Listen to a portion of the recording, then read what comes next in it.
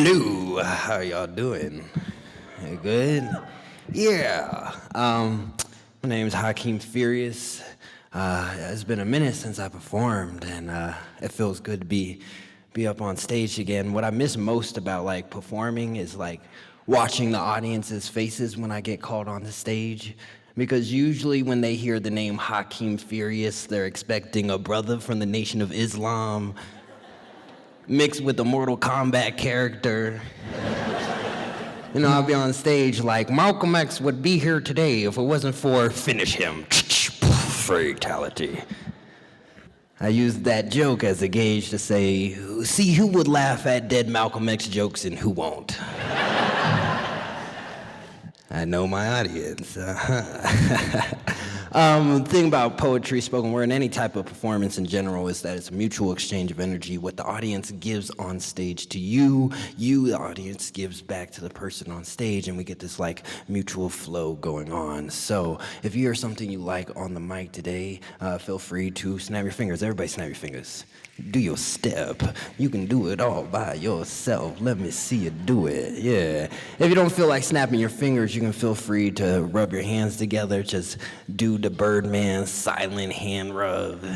This is the way to show the person on stage, I like what you're saying, but I don't want everybody to know I like what you are saying. Since we're in the theme of ascension, I'm gonna start this first poem off with Black Magic. It begins with the epigraph from Sun Ra. And I don't know if anyone's familiar with Sun Ra, but he is a great Afrofuturist. He is a black man from Saturn. We'd love to see it. And it starts off with a little ditty from Space is the Place, which is on YouTube. You should check it out if you haven't checked it out. If you find Earth boring, just the same old same thing, come on, sign up for Spaceway Incorporated. If you find Earth boring, just the same old same thing, come on, sign up for Spaceway Incorporated. Me and my brothers put the war in Warlock. Spellcasting under the solstice, dice game transmutation circles, herbs to ritual fire, mixing potions in the back of a Cadillac, protected by black cats and black gats. Our co-star coalitions will dap you up and read your palms. Psalms, manifesting molecularly, hexes from my exes or a new magic wand, twisted with tourmaline on onyx grid lines. What is ancestral cannot be fooled by smoke and mirrors. My people defy space and time. Our memories portal jump through our bloodstream. My grandmother could see the future. I was 7. She handed me a notebook and said, you're going to be a writer. My high school graduation, she gifted me a set of luggage. That's how I ended up in front of you today. We are fulfilling prophecies where I can no longer fetishize my sickness. I must alchemize the venom alkaline, like the way we turn words into money or spellcast a crowd in less than a minute. If you find Earth boring, just the same old same thing, come on, sign up for our Spaceway Incorporated. If you find Earth boring, just the same old same thing, come on, sign up for our Spaceway Incorporated. Yeah. All right, so that's that first poem.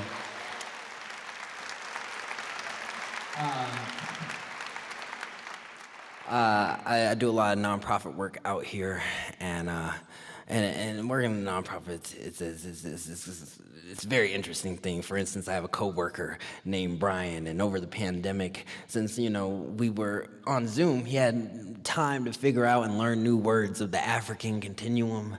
And one day he was just on Zoom, he was like, Ubuntu, Hakeem, Ubuntu. Don't you know what Ubuntu means? It means unity. And I'm like, I'm Ubuntu, log off for the day because you working my nerves. Fun fact about Denver is Denver has the most nonprofits per capita. So that basically means for every square foot, there's like a white woman tutoring English language learners by day. And gentrifying their neighborhoods at night, you know? It's a vicious cycle. It goes on and on. I happen to work for like a black nonprofit, and it started off with these two brothers who wanted to go into school and teach kids Tai Chi and create a whole bunch of mini Bruce Leroys. And, you know, we were actually pretty successful at it. And little did we know we were out here dispelling stereotypes because people thought all black businesses were nonprofits. So we just had to like dispel the narrative a little bit. But before I was working at nonprofits, I was working at a gas station. And this is a story about that. The saying the creeps come out at night is not a myth. It's 100% true. Filled with sleepwalk stalkers, PM peeping toms, the corny and the homeless. I worked the graveyard shift at a gas station. The zombies come and pay me a visit like they can smell the blood on my hands. If a person cares about community, then they will invest themselves in that community. Ever since I started working for the petroleum industry, I've entered people's routines and monotony. Daily visits where we develop a relationship with each other. I say good morning as they grunt at me for their coffees and smokes. They track their muddy boots all over my freshly mopped floor and continuously forget what pump they're on. What do you mean you want 15 on the Subaru? There's 6 Subarus here.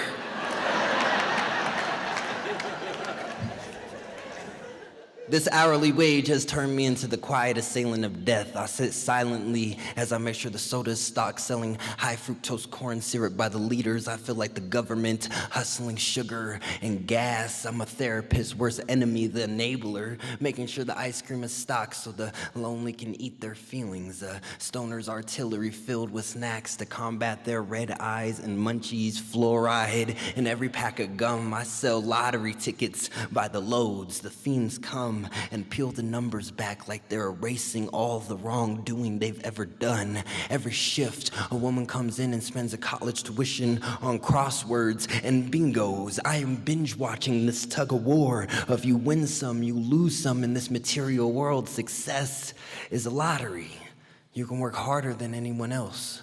Cloak yourself with enough hope and good faith, and there won't always be a winning ticket. Sometimes you need to change directions and try a new ride or play the game until there's a big bonanza behind box number 6. My favorite part is the cigarettes, the jumpstart to a person's day. Marlboro Mondays, new pack of Newports by noon, sometimes selling Camels by the carton, hundreds on your lunch break. It's the American spirit. I listen to people explain why they smoke certain cigarettes because it's healthier for them. It's absurd. It's claiming that your God is the only God, and by the end of the shift, I am fluent in menthol, a premium packaged product for pollution and profit. Philip Morris is literally making a killing. My sleep schedule promotes both insomnia and narcolepsy, but that doesn't get to me. There's nothing I couldn't handle until one day a high school boy walks in, Kleenex skin tone, and buys tea and some candy. His friend a blunt wrap and some cigarettes. Don't they know the time bomb they strapped on their chest? Angered by the fact in 6 hours there'll be no calls of terror or questioning by the police or interviewing for video footage. Those oblivious boys carelessly escape their assassination. 40-hour work weeks, and nothing is more exhausting than the extinction of my people. It wears on me like a uniform. This convenience store rigor mortis, embalming my spirit with melanin and love, hustling every day until my body becomes fossil fuel. Ashe. So that's that second poem.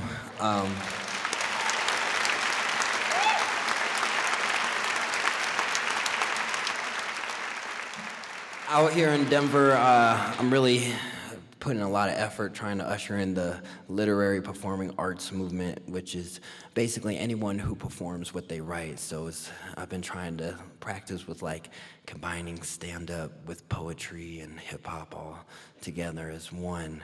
And a lot of my homies, they're like, Hakeem, why'd you decide to start doing stand-up? And I was like, I have to be completely honest with you, I am in the game for a new set of teeth,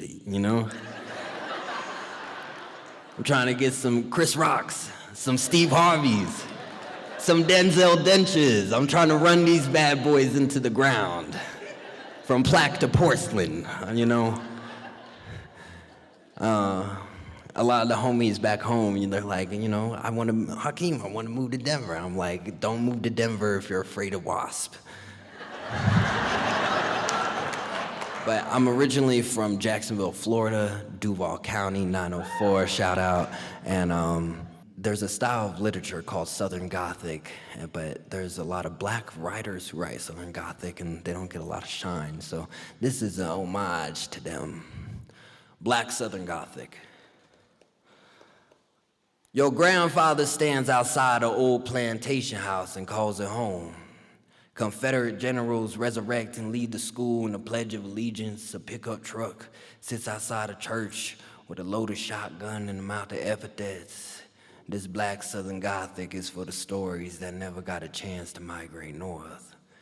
There ain't no point of trying to escape a box by moving to the other side of the box. We won't talk about what happens in the notches of the Bible Belt, a charter dream sold by a traveling preacher, the building that got lost in debt. Leave all your sins in Eatonville and never return. The eyes are watching God and wondering how many bodies are needed to tip the scales in favor. We want to believe that people will change, and no, we will not.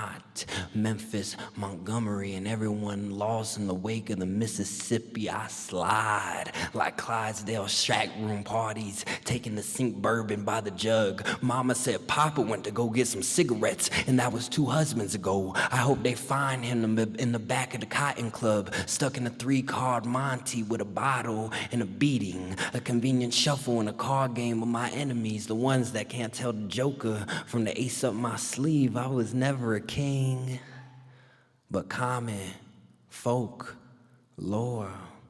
What kind of death is fit for the native sons of Belle Grove? Like Tom Robinson on the other end of Mayella's pointed fingers. The final destination for those who take a streetcar named Desire. My story has been told before. A game of telephone filled with broken promises. Cast the sounds of Mahalia Jackson into the bayou and come back with Betty Davis and a bucket of crawfish. We just some Southern folk. America's identity crisis. The diaspora's most privileged elephant, fried, grease dripping from noses and humidity. Every blue moon we become a bloodhound and accept this hell with a smile full of missing teeth and a drawl thicker than a Georgia peach. Ashe, thank you, that's been my time.